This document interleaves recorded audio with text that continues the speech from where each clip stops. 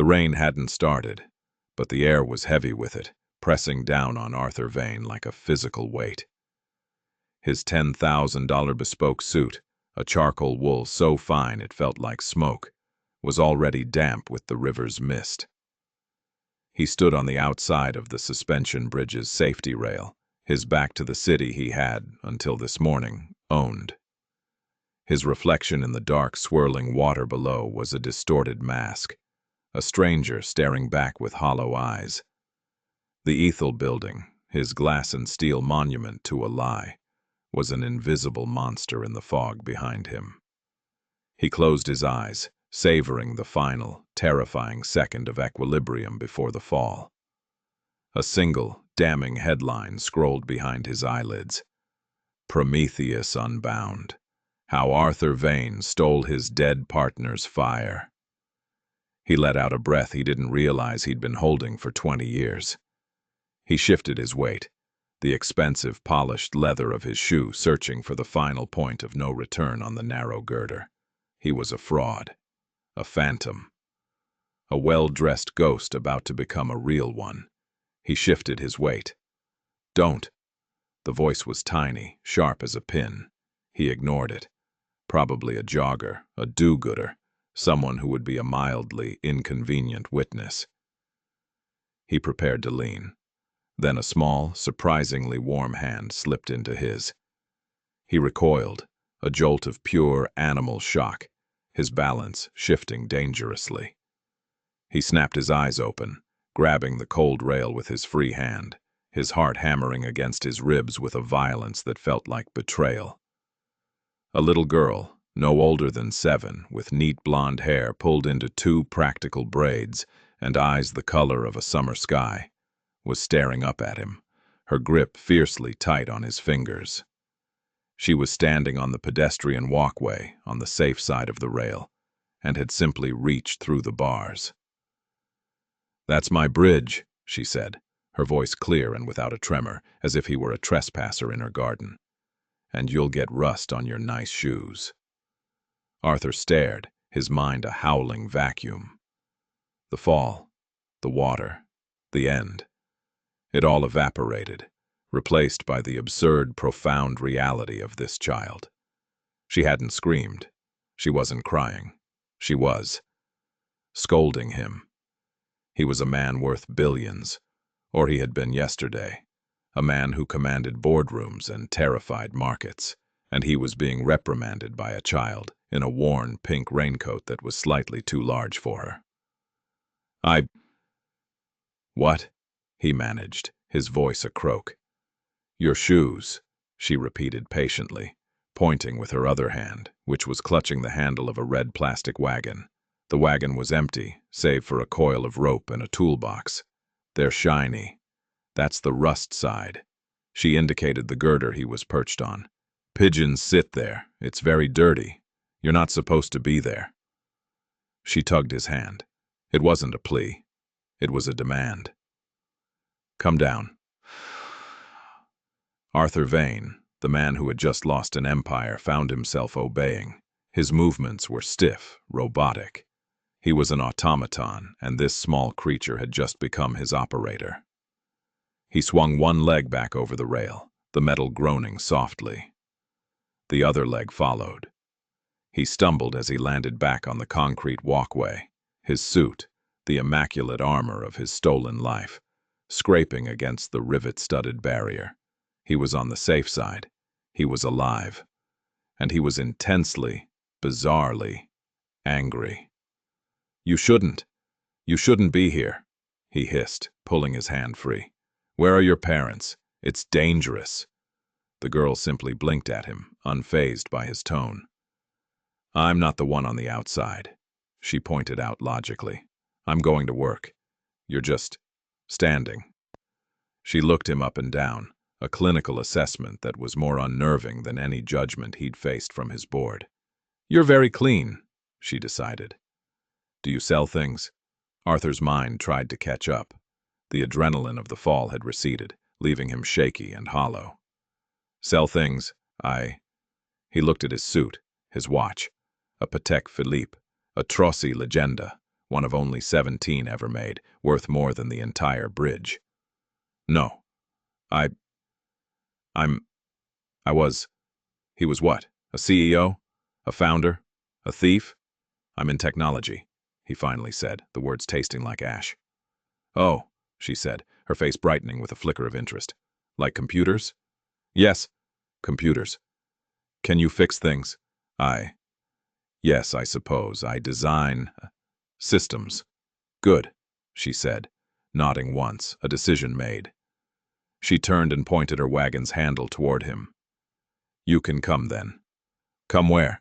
Arthur asked, bewildered. I have a list, she said, as if this explained everything. She reached into the pocket of her pink raincoat and pulled out a damp, folded piece of notebook paper. She unfolded it with immense care. It was covered in crayon drawings, a drawing of a box with wires, a drawing of what looked like a fan, a drawing of a silver knob. I'm treasure hunting. My brother, Leo, his air machine is making the sad sound. Mum says the filter's gone, but I think the switch is broken. She tapped the drawing of the knob. I need a new one, a silver one, like this, and maybe a coil spring. Do you know what a coil spring is? It's like a metal slinky, but important.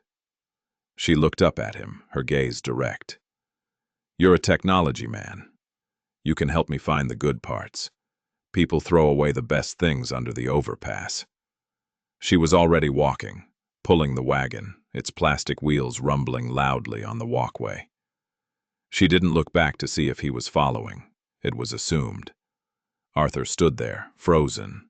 The fog was thickening, wrapping around the bridge's cables, muffling the sound of the traffic below. He could still jump. The girl was 50 feet away now, a small, determined pink blob. He could wait for her to disappear and finish what he'd started.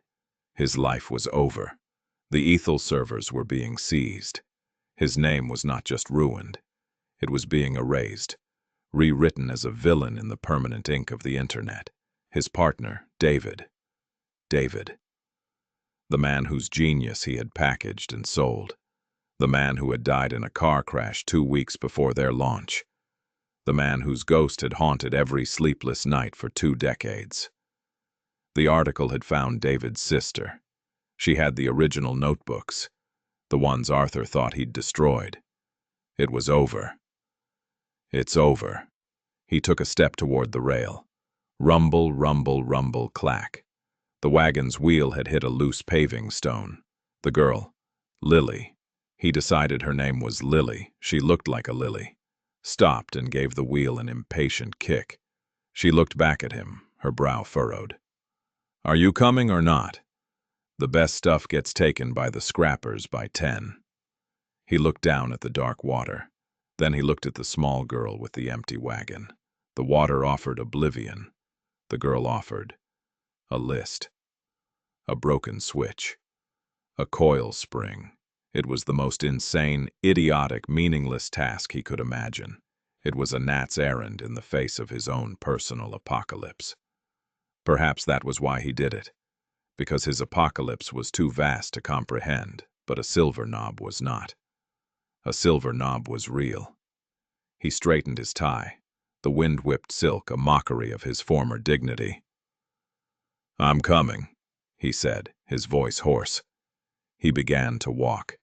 Arthur Vane, the Prometheus of Silicon Valley, the man who stole fire, was following a 7-year-old girl named Lily to go hunting for junk. She didn't talk much as they walked, for which Arthur was grateful. He needed the silence to try and restart his brain, but it refused to boot. All he could see was the headline, the stock ticker flatlining, the text from his COO. It's a bloodbath, Arthur. They've locked us out. Call me. He hadn't called. He'd walked out of his penthouse, past his weeping personal assistant, and kept walking for 3 miles until he reached the bridge. The bridge had always been his. He'd built his first office in its shadow. The Ethel building now eclipsed it, a towering monument to his success. But the bridge was the root. It felt like the right place to end the story. Lily, however, was a jarring edit to his final chapter. She led him off the bridge's pedestrian ramp and down a steep, cracked staircase he never knew existed. It descended into the labyrinth beneath the overpass, a concrete jungle of massive support columns and girders. The city's roar was muted here, replaced by the constant drip, drip, drip of water seeping through the highway above and the distant, mournful call of a foghorn. The air was cold and smelled of damp earth, river water, and ozone. This was the Undercroft, as the city planners called it. To Arthur, it was just the negative space his building's plaza had been designed to ignore. To Lily, it was a territory. "This is where the trucks stop," she whispered, pointing to a dark alcove. "Sometimes they throw out pallets. You can find good wood. But we're going to the electrical graveyard." She navigated the columns with the expertise of a native. Arthur, in his Italian leather shoes, slipped and skidded on the damp ground. He felt massive, clumsy, and absurdly overdressed. He was a man in a tuxedo at a mud wrestling match. His suit was his identity, his armor, and here it was nothing but a target. A few men huddled around a barrel fire 50 yards away watched him pass. Their eyes were hard. They didn't see a broken man on the verge of suicide. They saw a suit, a watch, and a wallet. They saw an opportunity. Arthur's stomach tightened. He had never been afraid of men in boardrooms, but these men. These men were real in a way his colleagues were not. Lily didn't even look at them. She walked with a profound sense of belonging. She was not afraid. She was home. "Here," she said, stopping the wagon. "The graveyard." It was a sprawling, unofficial dump site piled high with the technological carcasses of the last 30 years. Broken televisions, gut-spilled computer towers from the 90s, tangles of coaxial cable, rusted microwaves, dead vacuum cleaners. It was a boneyard of obsolete dreams. "See?" Lily said, her eyes bright. "Treasure." She parked her wagon and waded in, her small hands starting to sift through the debris with practiced skill. "We need the old ones," she instructed him. "The new ones are all plastic. No good parts. You look for the heavy ones, the ones with metal." Arthur stood at the edge of the pile, repulsed. This was trash, filth. He'd spent his entire life insulating himself from from the world's refuse. His company, Ethel, was about the clean, digital, non-physical future. It was about code that lived in the cloud, untouchable, pure. This was the messy, physical past. I don't know what I'm looking for," he said, his voice weak. Lily sighed, a long, suffering sound that was far too old for her small body. "The knob," she said, tapping her crayon drawing, which she'd pulled back out. "A silver one, with a sticky-out bit on the back." She made a little gesture with her fingers. "A potentiometer," Arthur murmured, the word rising unbidden from a part of his brain he hadn't used in decades, from a time before Ethel, before the lie. A time when he and David, in a garage, actually built things. David was the genius, the true inventor. Arthur was the packager, the salesman, the one who saw the path to market, the one who stole his dead partner's fire. "What?" Lily asked. "Nothing. A variable resistor. Yes, I know what that is." He took a hesitant step into the pile. A broken CRT monitor shifted under his foot. He felt a sharp pain as a piece of circuit board pricked him through his trouser leg. He winced, but he kept going. He was absurdly on a mission. He was a technology man. He had to find the knob.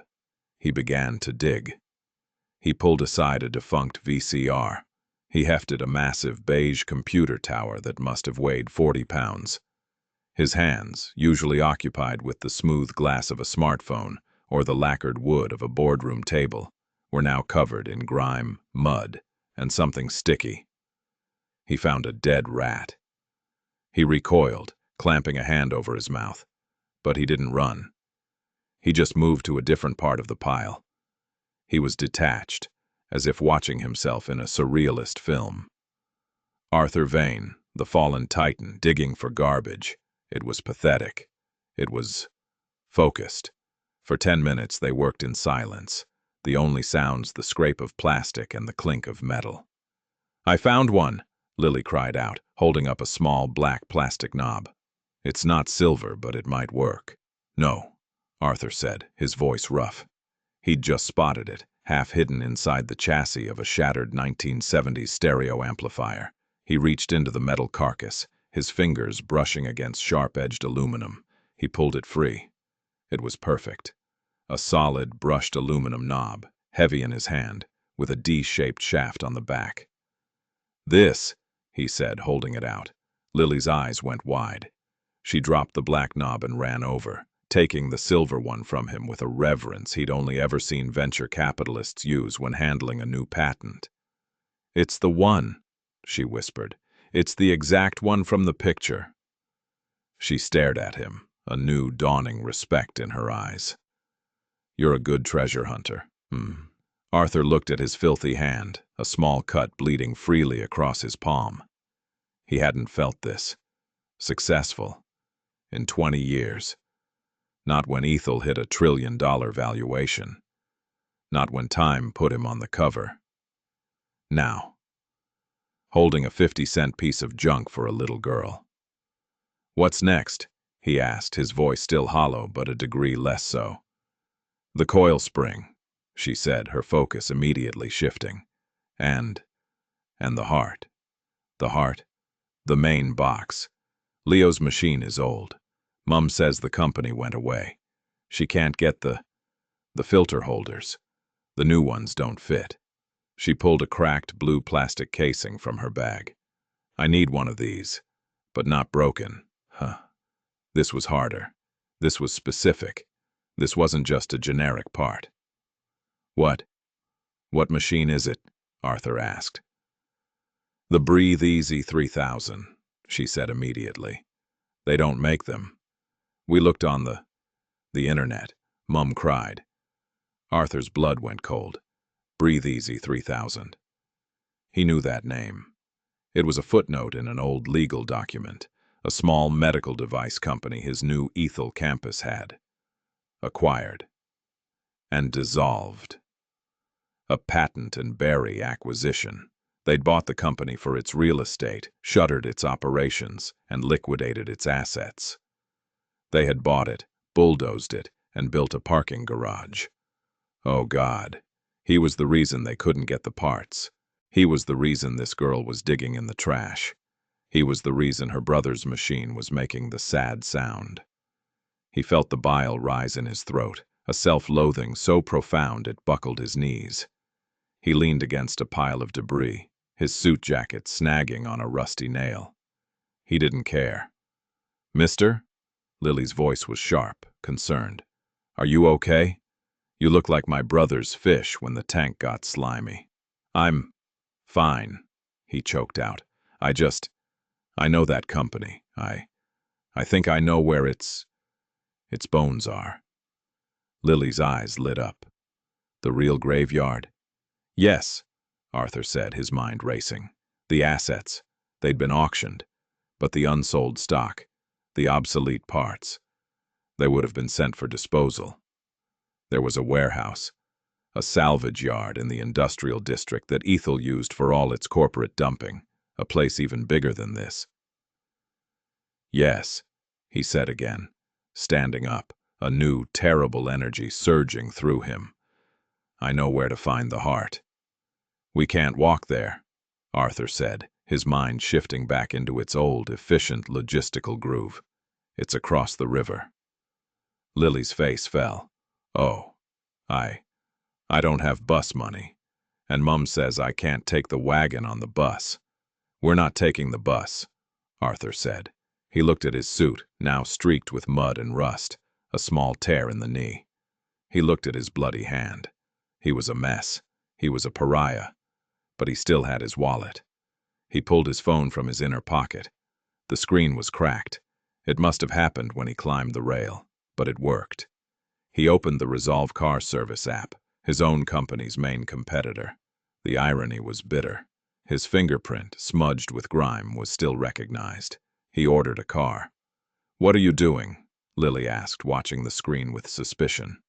"I'm calling a taxi," he said. "It will be here in 2 minutes." "A black one, like the rich people use?"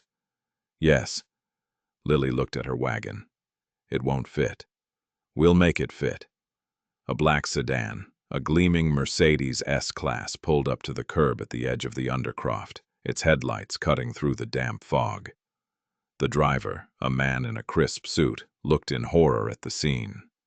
A man in a ruined $10,000 suit covered in filth, and a little girl in a pink raincoat pulling a red plastic wagon full of junk. "Sir," the driver began, his hand hovering over the cancel ride button.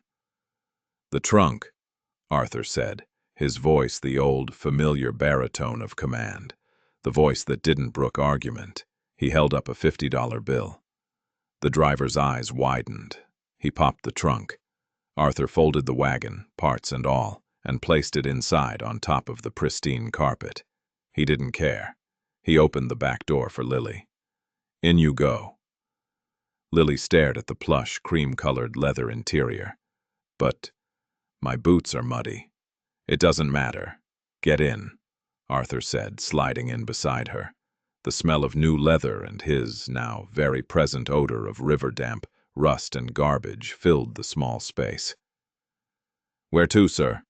the driver asked, his eyes meeting Arthur's in the rearview mirror, desperate to understand what was happening.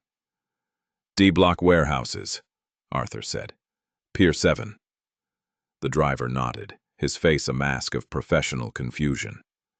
He put the car in gear and pulled away from the curb. Lily was pressed against the door, as far from him as she could get, her hands in her lap, her feet held rigidly off the floor mats. She was staring at the city sliding by, the clean, bright world of Arthur's life. "It's quiet," she whispered. "The windows are thick, sound dampening," Arthur murmured. "It's nice." "Yes, it is." They sat in silence, two aliens from different planets, hurtling toward a boneyard of obsolete medical supplies. The drive was 20 minutes. Arthur spent it staring at his hands. The grime was deep in his cuticles, under his perfect nails.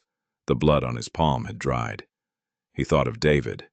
David had hands like this, always stained with solder or grease or ink. "You're the clean one, Art," David used to laugh, his face smudged. "You keep the suits clean. I'll make the magic." And Arthur had. He'd kept his hands clean. He'd kept everything clean. He'd scrubbed the company of David's memory, of his contributions, until only Arthur Vane, founder, remained. He'd cleaned it all, so thoroughly that he'd become a hollow man, a sterile container for a stolen legacy. Now finally, his hands were dirty. It felt like a penance. The car pulled up to a massive, corrugated steel warehouse, surrounded by a chain-link fence topped with razor wire. A sign read, "Vane Corp Salvage, authorized personnel only." His name. "This is it," Arthur said. He got out, Lily trailing behind him, as he retrieved the wagon from the trunk. The driver didn't wait to be tipped. He sped off, clearly eager to be rid of them. "It's locked," Lily said, pointing to the massive padlock on the gate. "Yes," Arthur said. He walked to the keypad. He still owned this building. The company was Ethel, but the holding corporation for the physical assets was Vane Corp. They hadn't seized this yet. His old security code. His birthday? No. David's. He typed it in. 0819. The light on the keypad flashed from red to green. A heavy thunk echoed as the maglock released. Lily stared at him. "How? How did you do that?" "I told you," Arthur said, pulling the heavy gate open. "I'm in technology." The warehouse was a tomb, a cavernous, cold space filled with steel shelving that rose 50 feet to the ceiling. It was a graveyard of his own making, filled with the ghosts of companies he'd consumed and destroyed. Forklifts sat silent, covered in dust. The only light came from the high, dirty windows. "It's huge," Lily whispered, her voice echoing in the vastness. "Where's the breathe-easy stuff?" Arthur scanned the aisles. The racking was labeled Acme Robotics, Infogenetics, Nova Drive. All dead.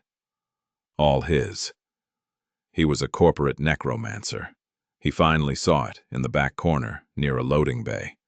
A small, forgotten section. Halicon Medical, the parent company of Breathe Easy. "This way." He pulled the wagon, its rumble now obscenely loud in the silence. They reached the aisle. It was filled with boxes, all sealed with Halicon tape. He tore one open. Styrofoam peanuts. He dug in. Filters. Hundreds of them. The wrong kind. "These are for the 5000 model," he muttered. He tore open another. Tubing. Another. Masks. "It's not here," Lily said, her voice trembling, the first sign of childish fear he'd seen from her.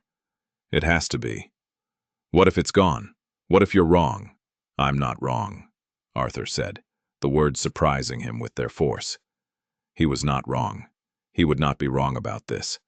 This, he could fix. He looked at the labels. Lot A. Lot B. This was just main stock. But the parts. Where would the service parts be? He scanned the area. He saw a smaller caged-off section labeled R&D Prototypes. It was also locked. He used David's code again. 0819. Click. He was in.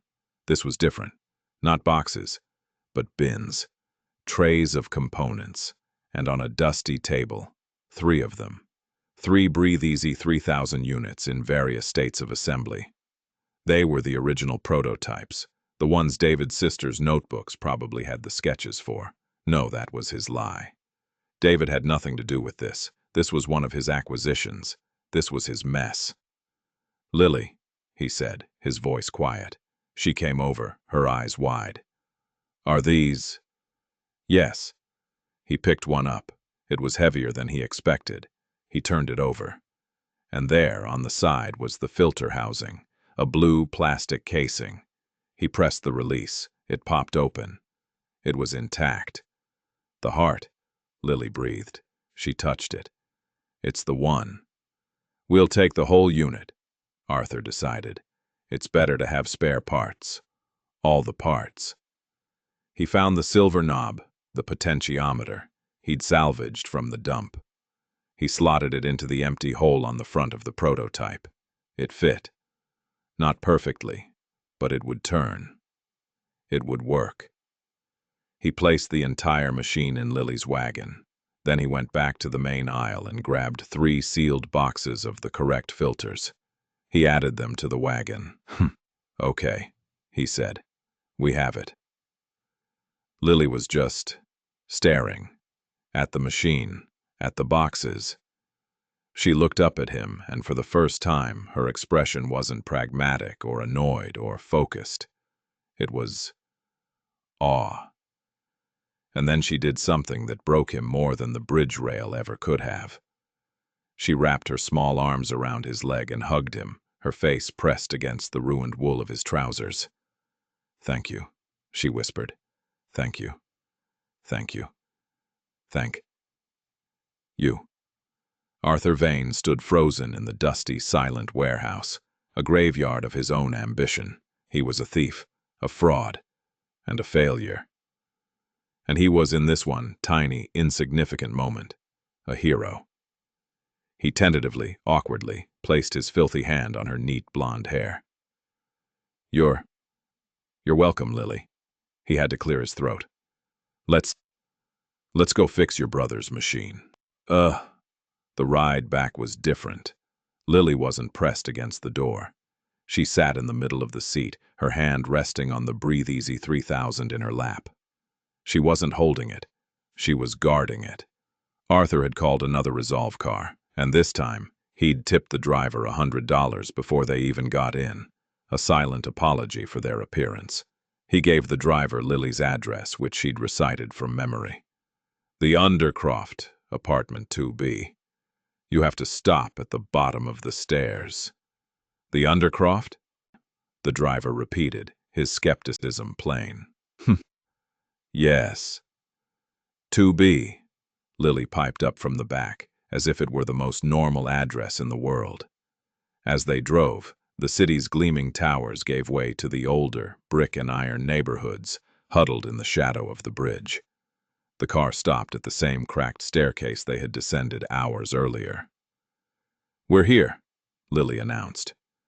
Arthur got out, retrieved the wagon, and helped Lily with her treasure. The machine was heavy, but the wagon's handle was long. "I can take it from here," she said, her old pragmatic self returning. "Thank you for the ride, technology man." "I'm coming with you," Arthur said. "What? Why?" I need to make sure it works. The knob, the potentiometer.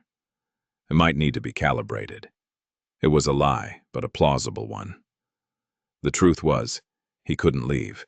He couldn't go back to his empty penthouse. He couldn't face the void. Not yet. He needed to see this through. He needed to see the sad sound stop. Lily considered this. "Okay," she conceded. "But you have to be quiet. Mum's not in a good mood. And Leo's sleeping." She led him down the stairs and into a maze of concrete and steel, a world away from the manicured plazas of his life. This was a community. People had set up small gardens in plastic tubs. Wind chimes made of old bottles and shells hung from pipes. Murals were painted on the concrete columns, bright, defiant splashes of color against the gray. It wasn't just a slum. It was a village, hidden in the city's armpit. Lily stopped at a green-painted door under a low concrete ceiling. A string of chili pepper lights was taped around the frame. "2B," she whispered. She pushed the door open. It wasn't locked. The apartment was tiny. A kitchen, a living room, and a small sleeping alcove, all in one cramped space. But it was immaculate. The floor was swept. The dishes were clean. And despite the pervasive dampness of the Undercroft, it smelled like cinnamon and bleach. A young woman, who looked impossibly tired and startlingly beautiful, was sitting at a small kitchen table, her head in her hands, surrounded by bills. She looked up as the door opened, her face a mask of worry. "Lily." "Oh, thank God, I was." Her eyes trailed from her daughter to the man standing behind her. She froze. Her gaze took in the $10,000 suit, now ruined. The Patek Philippe watch, the light olive skin and neat stubble, the filth, the blood. Her hand flew to her mouth. "Lily," she whispered, her voice sharp with terror. "Get away from him. Get behind me." "Now." "Mum, no, it's okay," Lily said, rushing forward. "He's the technology man. He's nice." "Lily, do as I say," the woman said, standing up, putting herself between her daughter and Arthur. She grabbed a heavy cast-iron skillet from the stove. "Who are you? What do you want?" "My name is Arthur Vane," he said, his voice sounding foreign and intrusive in the small room. I'm not here to hurt anyone, your daughter. I met her on the bridge. She was looking for parts. For this." He gestured to the wagon. The woman's eyes flickered to the machine. She saw the Breathe Easy logo. Her hand trembled, but she didn't lower the skillet. That's Leo's machine. Where did you get that?" "He found it," Lily chirped. "He's a treasure hunter. He took me to the real graveyard." The warehouse?" the woman asked, her eyes narrowing at Arthur. Who are you?" In the corner, a small boy in a child-sized bed, surrounded by a clear plastic tent, let out a wet, rattling cough. The sad sound. It was the wheezing, struggling gasp of a cheap, failing air filter. "That's Leo," Lily whispered, running to the bedside. "He's bad today." "Sarah. May I call you Sarah?" Arthur asked. The name was on an envelope on the table. "My name is Sarah," the woman said, her voice hard as steel. You have 10 seconds to tell me why you're in my house before I scream. Your daughter is right, Arthur said, speaking quickly, desperately. His machine is failing. I know this machine. The one in the wagon. I have the filters. I think I can make it work. Please, let me just look at it. He held his hands up, palms out, showing his filth and his blood. I'm not a threat. I'm just the man who found the parts. Sarah stared at him, her mind clearly at war.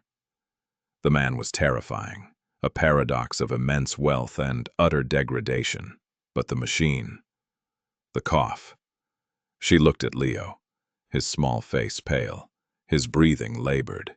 She looked back at Arthur. If you take one step toward my children, she said, her voice dropping to a deadly quiet, I will kill you. I don't care who you are. She didn't lower the skillet. But you can. You can look at the machine. Arthur nodded. He felt like a bomb disposal technician. He slowly walked to the wagon and lifted the prototype, Breathe Easy 3000. It was heavier than it looked. He set it down on the small, worn rug. He opened one of the filter boxes. This is a sealed, medical-grade filter, he said, holding it up. This machine.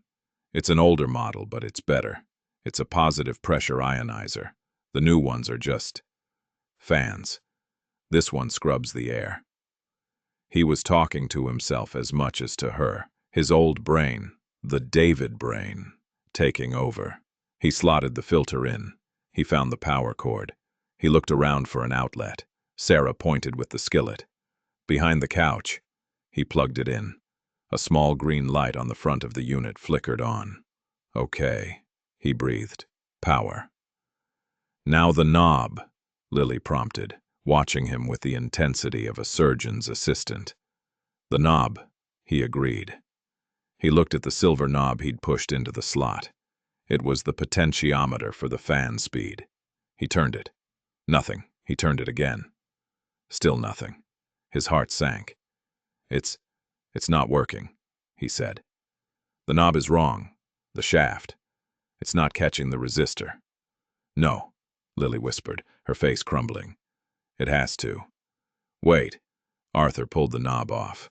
He looked at the plastic D-shaped stem on the machine. He looked at the metal D-shaped hole in the knob. The shaft is too short. He needed a shim. Something to wedge in there. He looked around. His eyes landed on the kitchen counter, on a plastic bread clip, a small blue bread clip. Give me that, he said, pointing. Sarah, still holding the skillet, looked at the bread clip. What? The blue clip. Please, quickly.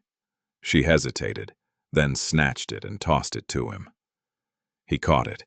His fingers, large and clumsy, fumbled with the tiny piece of plastic. He broke a piece off. He carefully wedged the small blue shard into the knob's metal hole. He pushed the knob back onto the stem. It was tight. He turned it. A low, powerful hum filled the room. The green light brightened. A clean, gentle stream of air began to flow from the machine's vent. It's... Lily put her hand in front of it. It's working. Arthur turned the knob. The hum grew stronger. The airflow increased. He turned it back down. It was working.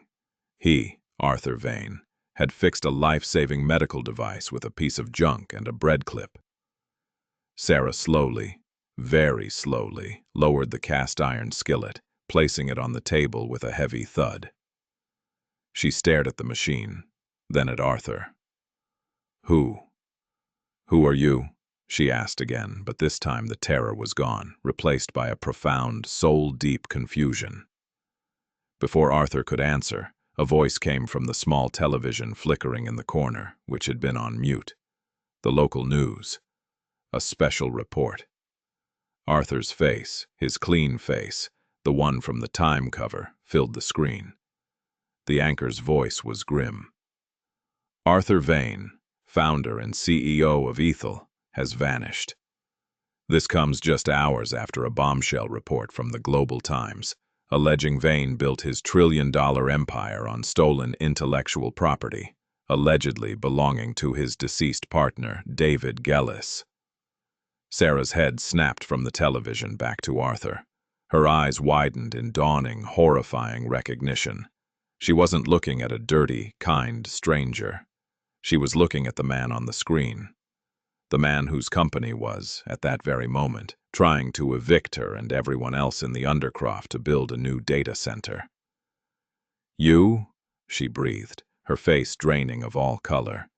You're him." She pointed a shaking finger at the door. "Get out." "Mum, no," Lily cried, running to her. "He fixed it. He's the one." "Lily, he's a liar," Sarah shrieked, her voice cracking with a sudden, visceral rage. "He's the man who's throwing us out. He's the man who's... Look." She pointed at the TV, where they were now showing a picture of the Ethel building, his building, looming over the bridge. "He's not a treasure hunter, baby. He's the dragon." Arthur stood up, the small victory of the machine turning to acid in his stomach. Of course this was the end. He was the villain. He was the man who bought and shuttered the company that made the machine, and he was the man who was bulldozing the homes of the people who needed it. The symmetry was so perfect, so cruel, it was almost art. "Please," he said, his voice a rasp. I didn't. I can help." "Help?" Sarah laughed, a sharp, broken sound. "You've helped enough. You want to help? Go back to your tower. Go back and jump. But you don't get to come here. You don't get to poison this place, too." The word hit him harder than the skillet would have. Jump. She'd seen it in him, too. The void. "Get out," she said again, her voice flat, dead. "Mum, please." Lily was sobbing now, pulling on her mother's arm. "He's my friend. He found the heart." "He's not your friend, Lily. He's nothing." Arthur looked at the little girl, her face streaked with tears, her belief in him shattering. He looked at the boy in the bed, who had stirred at the shouting, his breathing still shallow. He looked at the working machine, humming quietly on the floor. He had done one good, true thing, and it wasn't enough. It would never be enough. He backed toward the door, his hands raised. I'm sorry," he whispered. It was the truest thing he'd said in 20 years. He turned and fumbled with the doorknob. He stepped out into the damp, cold air of the Undercroft, pulling the door shut behind him. He was alone again, but this was worse than the bridge. On the bridge, he was a man ending his own suffering. Here, he was a man who had just been shown his own specific monstrous sins and had been found wanting. He was a man who had fixed a machine, but broken a family. He leaned against the cold concrete column, the sound of Lily's cries muffled through the green door, and for the first time since he was a child, Arthur Vane wept. He didn't know how long he stood there, his shoulders shaking, his immaculate suit a shroud of his own failure. The Undercroft was quiet, the residents accustomed to the sounds of private grief. No one bothered him. He was just another shadow in a world of them. His tears left clean streaks through the grime on his face. He felt emptied, scoured out. The self-loathing was still there, but the sharp, suicidal edge had been blunted, replaced by a vast, cold, aching shame. He had built his life on David's fire, yes, but he had used that fire to burn down the worlds of people like Sarah and Lily. The eviction notices, the Halicon medical acquisition. They weren't abstract business decisions. They were this: a small boy in a bed, a mother with a skillet, a little girl hunting for treasure in his trash. He pushed himself off the wall. What now? Go back to the penthouse? The lawyers would be there, the press, the SEC. Go back to the bridge? The thought of it now. He didn't feel despair. He just felt tired. and he heard Lily's voice. "You'll get rust on your nice shoes." He couldn't. He couldn't go back there. So he walked. He walked out of the Undercroft, a ghost returning to a city that had already buried him. He walked through the industrial district, past his own salvage warehouse. He walked through the financial district, where the digital tickers on the buildings, which normally flashed lethal with a green upward arrow, were now dark. The whole city seemed to be holding its breath. He walked until he found himself in a part of town he hadn't seen in years, an old brick neighborhood, a park, and a garage. He stopped. He knew this garage. The paint was peeling. The "For Rent" sign in the window was sun-bleached and ancient. This was it. This was where it had started. His and David's first office. He walked up the cracked driveway. The side door was locked, but the window frame was rotted. He pushed. It gave way with a splintering groan. He climbed inside. It was empty. Of course, just empty. Dust motes danced in the single beam of light from a high window. It smelled of oil, sawdust, and time. He saw the burn mark on the floor where David had set a circuit board on fire. He saw the wall where they had taped their first business plan, just a piece of butcher paper with 2 words: "Change everything." "We didn't, did we, David?" Arthur whispered to the empty room. "We didn't change anything. I just built a bigger box." He sank down onto the oil-stained floor, his back against the wall. He was too tired to move. He was a fraud. He was a monster. He was the dragon. But then, the bread clip, the silver knob, the hum of the machine. He had fixed it. It was the only thing he hadn't lied about. David was the inventor. David was the genius. But Arthur was the one who could find things. He was the one who could see the system. He saw the path. He'd used that skill for 20 years to build a mountain of lies. What if? What if he used it for something else? What if he used it to fix something, not just a machine, but this? He pulled out his cracked phone. It had 14% battery. He had hundreds of missed calls, texts, alerts, his lawyers, his board, his PR team. He ignored them all. He opened his browser. He typed, "Halley Khan Medical Eviction Undercroft." The results were immediate. A city council ordinance, a zoning change. Ethel subsidiary Vane Corp to begin demolition. It was his subsidiary. He'd signed the papers. He'd signed them a month ago, without even reading them. It was just asset optimization. He read the details. The demolition was scheduled. Tomorrow. Tomorrow at 8 a.m. Sarah wasn't just angry. She was desperate. She was being thrown out of her home in less than 24 hours. And he, the man who had just been in her house, was the one holding the wrecking ball. "No," he said, his voice a low growl. "No, I won't." His mind, the cold, brilliant, ruthless machine that had built an empire, snapped back online. But this time, it had a new target. Not profit, not prestige. Justice. He still had his wallet. He still had his name, even if it was mud. And mud, he was learning, could be useful. He made his first call.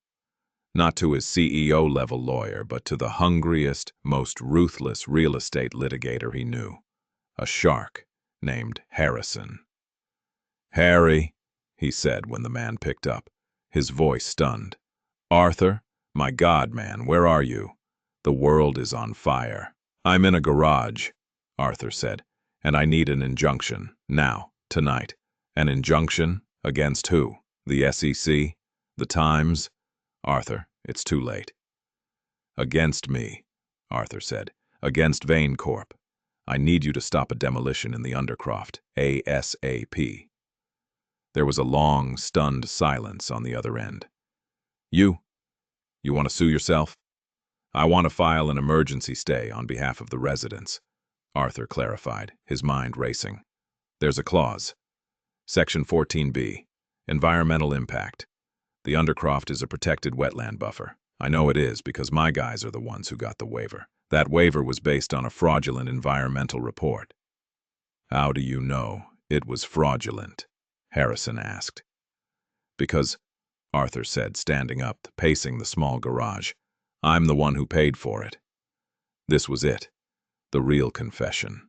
Not just stealing David's code, but the mundane, everyday evil that kept the empire running, the fraudulent reports, the buried patents, the quiet legal crushing of the little guy. Arthur, that's career suicide. That's prison. My career is over, Harry. Just stop the bulldozers. I'll give you everything you need, the invoices, the emails. I'm sending them to you right now. Burn me to the ground. But you stop those bulldozers. He hung up and began forwarding emails, his fingers flying. He was a man confessing to his own crimes. And it felt like the first clean breath he'd taken in decades. He had 5% battery left. One more call. He dialed his personal wealth manager. Elias, it's me. Arthur, thank God. We have to move your assets. The board is trying to freeze. Shut up and listen, Arthur said. I'm transferring 90% of my personal non-ethel holdings into a new trust. I'm sending you the details. It's for the David Gellis Foundation. David Gellis. Arthur, is this wise? The name. It's the only wise thing I've ever done. The trust's first directive is to purchase at any price the outstanding Halicon medical patents. All of them. Especially the Breathe Easy line. I'm putting you in charge of it, Elias. Not as a fund, as a mission. I don't want to make money. I want you to make parts. I want you to open source the patents. Do you understand? I think so, Arthur. Good. His phone screen flashed. 1%. And Elias, get me a hotel room, somewhere cheap, and send a real engineer to 2B Undercroft. Tell them to fix a potentiometer on a Breathe Easy 3000, and to bring a better shim. Not a bread clip. What? Just do it. The phone died. Arthur Vane stood in the dark, empty garage, his hand still holding the dead piece of glass. He was ruined. He was exposed. He was almost certainly going to jail. He had never felt so light. He had no money, no company, no reputation. He had nothing left to lose. And for the first time in his life, he knew exactly what he had to do. He found an old, dusty tarp in the corner of the garage, lay down on the cold concrete floor, and for the first time in 20 years, slept without a single dream. He woke to the sound of birds. It was morning. The light streaming through the high window was bright. He sat up, his body aching from the cold floor, his suit stiff with dried mud. He was objectively a homeless person, a bum in a bespoke suit. He pushed himself to his feet and walked out of the garage, blinking in the morning sun. It was just after 7 a.m. He started walking. He didn't know where he was going, but his feet seemed to know. He walked for nearly an hour, back toward the bridge, back toward the Undercroft. He had to know. He had to see if Harrison had succeeded. As he got closer, he heard it. Not the rumble of bulldozers, but the murmur of a crowd. He rounded the corner, and his heart stopped. There were people. Dozens of them. Residents of the Undercroft, standing in a loose crowd. And in front of them, at the entrance to the concrete maze, was a line of bulldozers and demolition equipment, all silent. A man in a hard hat was arguing with a woman in a sharp suit. Harrison. She was holding up a piece of paper. I'm telling you, Mr. Henderson, this is a court-ordered emergency stay. You start that engine, and I'll have you in contempt before your coffee gets cold. This is ridiculous, the foreman blustered. This is a Vane Corp job. Mr. Vane himself signed off. Mr. Vane, it seems, has had a change of heart, Harrison said, her voice dripping with ice. You can take it up with him, but for today, you are not moving one speck of dirt. Now get your toys off the sidewalk." The foreman, red-faced and furious, spat on the ground, but he motioned to his men. The engines, which had been idling, sputtered and died. A small, ragged cheer went up from the residents. They were safe. For today. Arthur watched from across the street, hidden behind a bread truck. He felt a small, strange smile tug at his lips. It worked. He'd used his own corrupt system against itself. He saw a flash of pink. Lily. She was weaving through the adult's legs, pulling her red wagon. She was handing out water bottles. He saw Sarah, her arm around a neighbor, her face pale but resolute. She was a fighter. He wanted to go to them. He wanted to say something. "I did this. I helped. I'm not the dragon. But what good would it do? He was the dragon. He was just a dragon that had, in its death throes, managed to swerve away from the village." He turned to leave, but a voice stopped him. "Mr. Vane?" He turned. A man in a simple, clean polo shirt with a Gellis Foundation logo embroidered on it was standing there. He was holding a small, professional-looking toolbox. It was Elias's engineer. Yes, Arthur said. "Elias sent me. I'm Mark. I went to the address. 2B. I calibrated the machine." You did?" "Yeah, the bread clip was actually pretty ingenious, sir. But I replaced the pot just in case. The machine is running at 99.8% efficiency. The kid, Leo, he's breathing easy. The mother, Sarah, she wanted me to give you this." Mark held out a small, folded piece of paper. Arthur took it with a trembling hand. It wasn't a note. It was a drawing. A crayon drawing. It was a picture of a man in a suit with scribbled brown hair. He was holding a silver knob. Next to him was a little girl with blonde hair, smiling. Above them, in wobbly letters, it said, "The Treasure Man." Arthur's vision blurred. He looked at the drawing. This absolution. This identity. Did she say anything else?" Arthur whispered. "Yeah," Mark said, shuffling his feet. "She said, tell him he's still a bastard, but thanks for the air. Oh, and, she said this." Mark reached into his pocket and pulled out a small blue plastic bread clip. "She said he might need this for the next thing he has to fix." Arthur looked at the bread clip in his hand, then at the drawing. He let out a sound that was half a laugh, half a sob. He wasn't Prometheus. He wasn't a titan. He wasn't even a CEO. He was just the Treasure Man, a man with a bread clip, looking for the next thing to fix. "Sir?" Mark asked, concerned. "Are you all right?"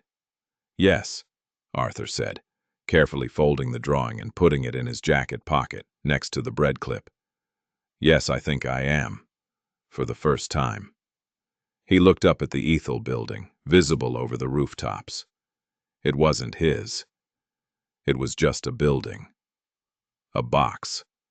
His gaze dropped to the street, to the Undercroft, to the people. "Mark," he said, his voice clearer now. "The Gellis Foundation. How quickly can you get it running?" "Elias is motivated, sir. He's already secured the patents. We're looking at a month. Maybe less." "Why?" Arthur Vane straightened his ruined tie. He was dirty, he was disgraced, and he was for the first time free. "Because," he said, starting to walk not toward his old life, but toward the sound of the crowd, "we have a lot of work to do. We've got to go make some parts." He didn't know what would happen next. There would be trials. There would be consequences. He would likely lose everything he had, in the world's eyes. But as he walked into the morning sun, a man stripped of his empire but clutching a crayon drawing and a bread clip, he knew he hadn't lost a thing. He'd just found the only part that had ever been missing. He wasn't just a man who built things. He was a man who fixed them. And in a world that was breaking, that was a treasure worth having.